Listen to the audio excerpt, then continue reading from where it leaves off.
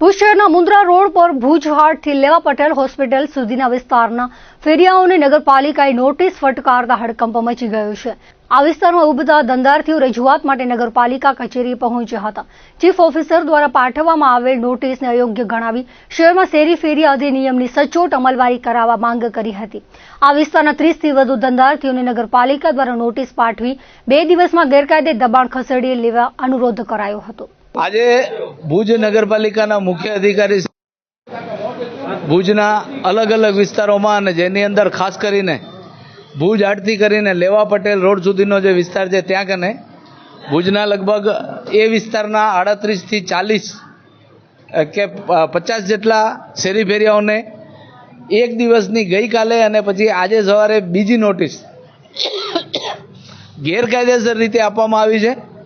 ભુજ નગરપાલિકાના મુખ્ય અધિકારી શ્રી બહેનશ્રી એ બાબતે સુપેરે વાકેફ છે કે ભુજ નગરપાલિકાની અંદર શેરી ફેરિયા અધિનિયમ 2014નું અમલીકરણ ચાલુમાં છે અને એની અંદર ટાઉન વેન્ડિંગ કમિટીનું ગઠન છેલ્લા કેટલાક સમયથી ઠેલવામાં આવી રહ્યું છે।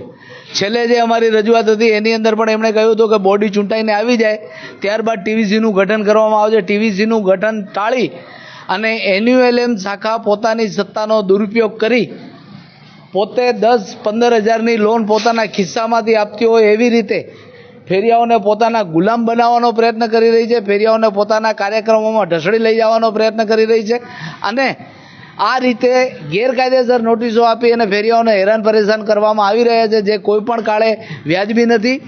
અમે આપના માધ્યમથી ભુજ નગરપાલિકાના મુખ્ય અધિકારીશ્રીને વિનંતી કરીએ છીએ કે ભુજ નગરપાલિકામાં શેરી ફેરિયા અધિનિયમ 2014નું અમલીકરણ સખત રીતે કરવામાં આવે, જાણકારી મુજબ કરવામાં આવે અને જો એ બાબતની ખ્યાલ ના હોય તો એ કાયદાનો સંપૂર્ણપણે અભ્યાસ કરી લેવામાં આવે। ત્યારબાદ જ ફેરિયાઓને અનધિકૃત આ પ્રકારની જે નોટિસો આપવામાં આવી રહ્યું છે એ સંપૂર્ણ રીતે બંધ કરવામાં આવે।